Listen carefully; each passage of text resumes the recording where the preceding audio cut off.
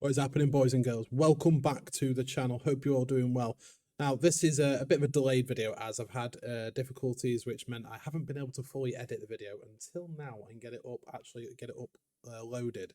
So this has been one hell of a week in the war. This is the first, well, it's going to be like 8 or 9 days now, but the first week at war, basically. And this is a roundup of everything that's gone on. So we are going to be diving into the attackers' Goonswarm, or the Imperium, their wins, their losses, with a Horde, where they've won, where they've lost. We're going to be looking at specific kill mails, battle reports, and SOV changes. We're going to be looking into a lot of things to see just exactly what's been going on in the war. Now, there are areas I'm not going to cover. There's the Innit and Fraternity engagement. I'm not going to cover that because I haven't got anything up here. I haven't got anything up here to see what's actually going on, unfortunately. I'd love to have something up there, but I don't have the time, unfortunately. I will say there are some fleets that I didn't manage to get on where Goons won. There are some fleets I didn't manage to get on where Horde won. A couple of them were, in particular, I believe there was one engagement where I think we were attacking a Fortizar, I believe, and we got pushed off the Fortizar so we didn't achieve the objective, and we took a bit of a beating in the process. I haven't been able to find the battle report for that, unfortunately, because I was at work and I was actually away from with work, so I couldn't find that, unfortunately. If anyone does happen to have the BR from that, I'd actually really like to see that, and if you can link it down below, showing just how much of a stomping we got, please do, and then I will add it onto the video description so everyone can see it. And just because obviously I wasn't on that fleet and I didn't know exactly how bad we got stomped, or how hard we got stomped, I don't know. I just know that we lost and we got pushed off the Fortizar and in that occasion. So as of last week, we were, where is it now? Somewhere around here in N3, and we've been pushing and pushing and pushing and taking all the SOV. So I'm just going to bring up now, just trying to find it on here. I'm just going to bring up now. So as you can see, at the very start of the war, this was Scalding Pass. So N3 was here that we took, then we took SG because it's right next door. So in the first week, this is what happened. So we took all this and then we burnt a lot of structures down, which I will come and show you those structures that died in a minute. So we went through and ploughed all our way through here, and that was the first week. Then by the end of the first week, that was the difference. So we burnt everything down to the ground by the end of the week, and we just started clearing down here. So we just started clearing down here, and finishing off the other renters down here, and then we cleared that out completely with all structures. Everything had been taken out. We've taken over the sky hooks because that's part of the new SOV system now. You can pay a flat fee and you can take over the sky hooks without killing them. So all the Athanors, Fortizars, all of the what's the other one called? Astra House. All those were absolutely burnt down, and we will be going over those kill mails in a second. So that was the first week SOV changes down there. Also, there has been a lot of Horde in Delve. Now, there has been a lot of lost mails in Delve. There's been a hell of a lot of fighting in Delve. If you look, this is the map where we're fighting. Horde are up here, but for some reason, they're going full ham on Delve. So they have been reinforcing. They've been reinforcing SOV. They've been reinforcing structures. They've been killing structures successfully. There's been some engineering complexes. The Asbels, some of those have died. A Fortizar died. There's been some other smaller ships that have died. And they've been going hard on Brave because we know that for some reason they've got a real soft spot for Brave and they really want to kick them. But it is basically, they want to try and draw us away from here as often as possible to come fight back here, to help Brave, because Brave are much smaller than us, obviously, and they are the weaker link in the Imperium. So they want to direct fighting over here instead of having it over here, which is their space. So as of that, there's been a lot of kill mails, which I'll bring some of them up now. If you just bear with me 1 second, I need to find them. Okay, so in Innsmother, we'll go over Innsmother first because this is the order that I seem to have opened all of them in their tabs. So this is Innsmother, and that is, as you can see there, the very early days of the war. So the very end, well, the very early days, towards the end of the first week of the war, and these have started dying here. So we've got some Raitarus that have been dying, just been getting absolutely burnt to the ground because they didn't manage to unanchor them in time. So there's those that have died. All these Athenors, which haven't been saved, they've died as well. So it has been and you got PIBC, which are rent. They're on the actually Serenity server, and they are, I think they're fraternities. PIBC. My history on the Serenity server, the Chinese server, is not great. But I know PIBC are absolutely massive, and they dominate like half the universe on the Chinese server. And they're in relation to Fraternity, I believe. Venus Cartel are renters, Mohist Alliance, renters. Those are not Solaris. Oh god, Contium. I don't even know how you pronounce that. Sorry about that.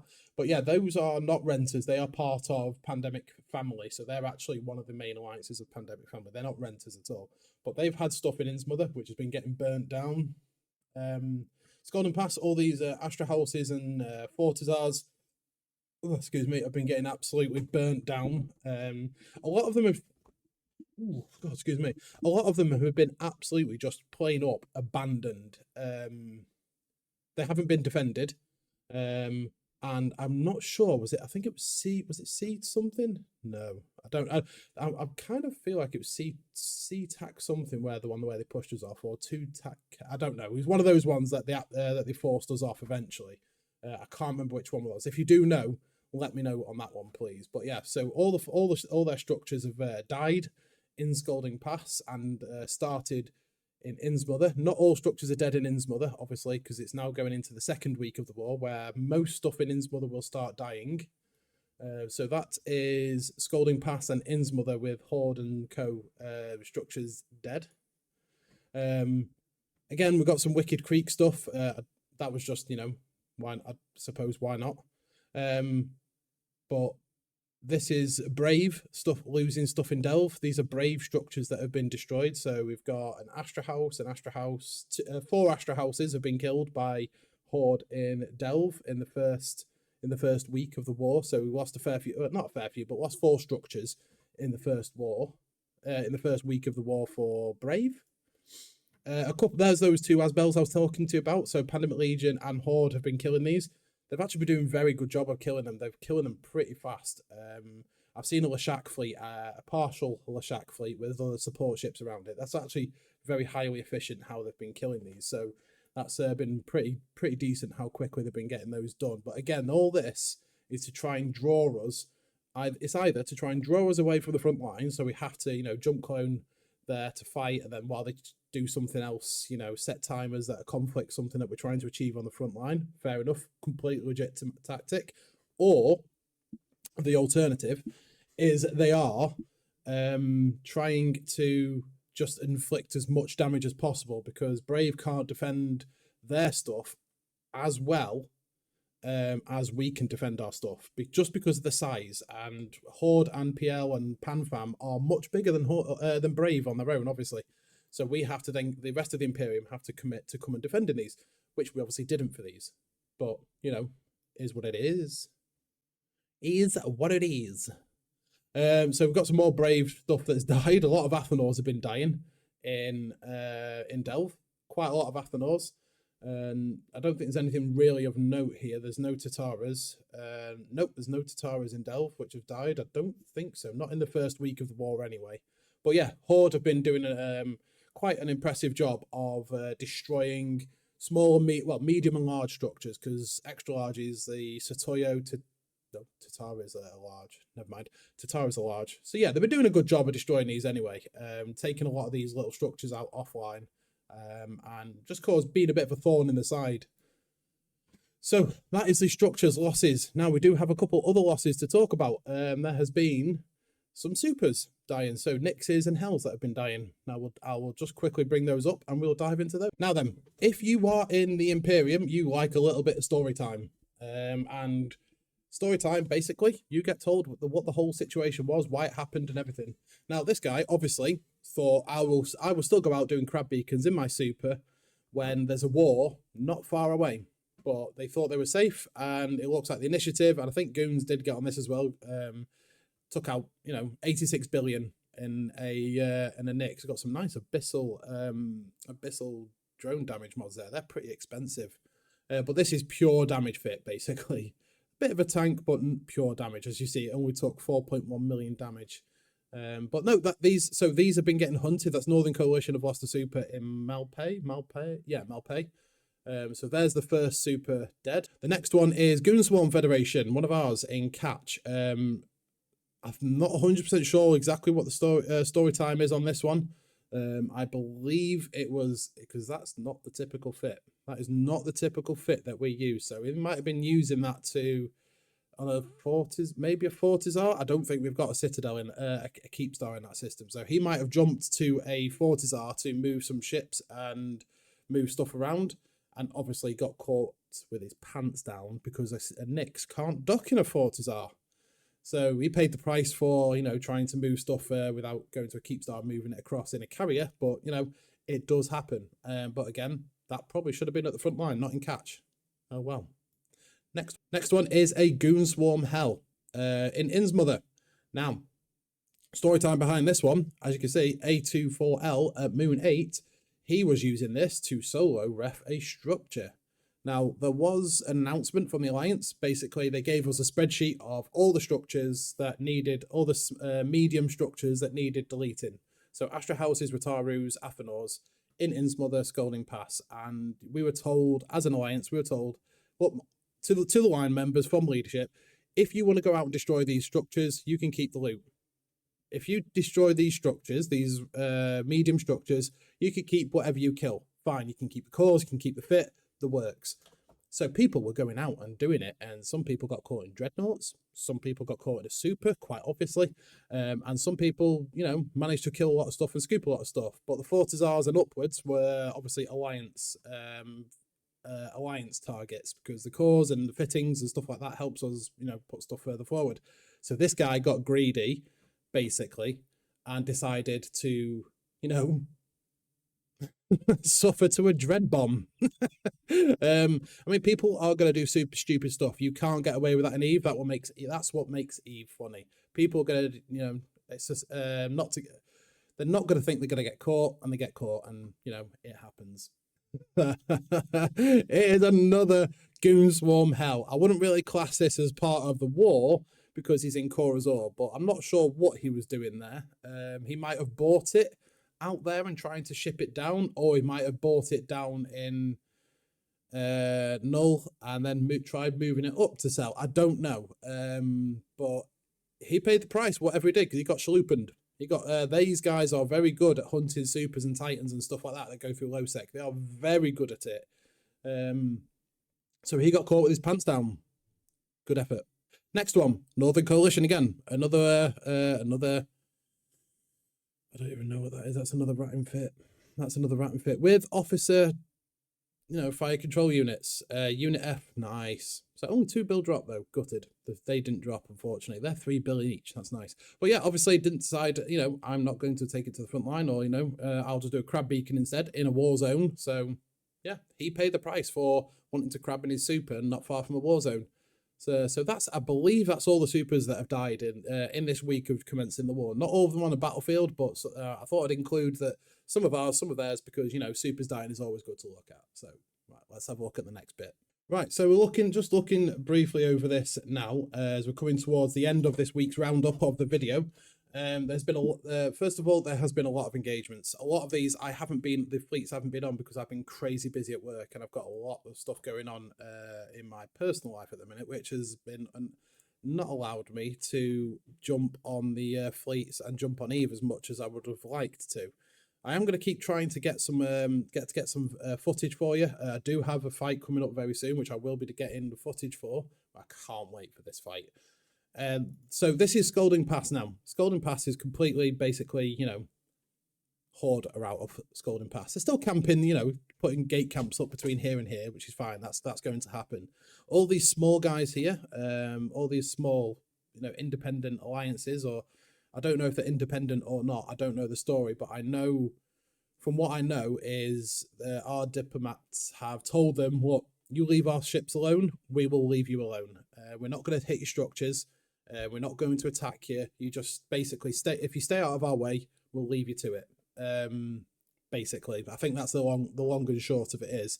We're not going to touch them. We're just going to, you know, have a couple systems to pass through, so that we can use to pass through over to Innsmouth, which is here, and Innsmouth is starting to burn. We have also moved our staging system to X2 tac ZA5. Yeah, there. So now our capitals are all in range. Our capitals here, oh god, our capitals are now in range of Great Wildlands and Innsmouth. So every fight that's going to happen over this side of the regional border, because obviously we can't go up there because we have to cross the regional border, but we can go through Great Wildlands and get to them if we really want to, instead of taking the regional gate.